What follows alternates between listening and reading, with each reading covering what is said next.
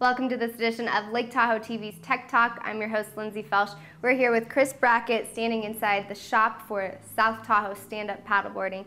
And you know, this sport has really taken off here in Lake Tahoe. So tell us a little bit about the technical aspects, the boards, there's racing, surf, stand-up paddleboards, and just kind of cruising around boards. So tell us all about the boards. Yeah, we'll start out with the basics, stand-up surfboards, which are designed to catch waves, to trim, carve and turn in waves. They're called planing holes. Then we have flat water specific touring boards, which are displacement holes. And the touring boards are designed for stability, to get first time paddlers out there so they're enjoying it, not working so hard to balance. And then from there we go to full on race boards, which are designed for speed. And what about the height and the length of the boards? There's some super short boards and then some really, really long boards as well. Yeah, our shortest board we have here is 9 foot 2 inches. The longest is 8 foot 6 3/8. Wow. That board's in unlimited class. It's really fast, and everything in between.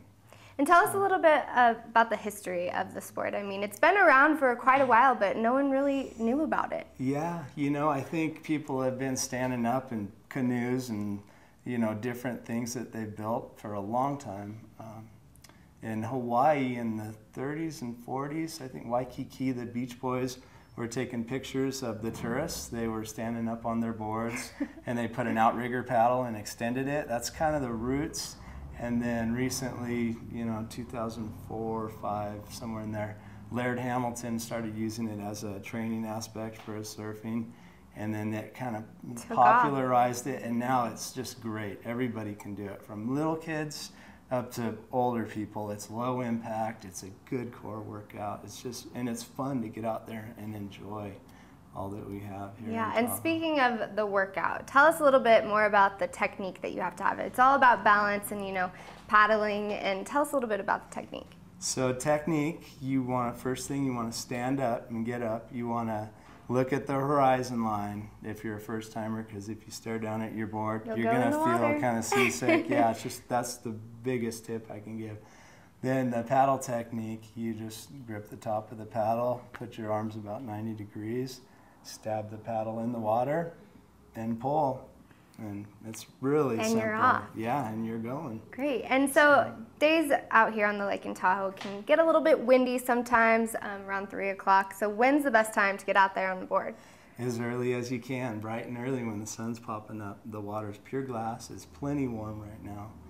And that's the best time. And where can people come find you guys if they want to get out there? Well, we are located at 3115 Harrison Avenue, next to Rude Brothers and the laundromat in El Tahoe, and then Sprouts is on the other corner. So that's where we're at. Perfect. So they have everything you need to enjoy a day out on the lake, whether it's racing.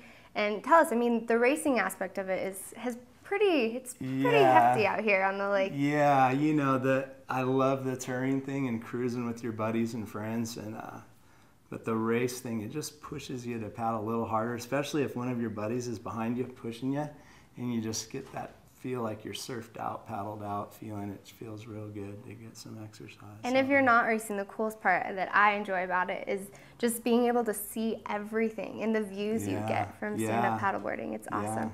Well, thanks so much for joining us. We will be back next time with your Tech Talk.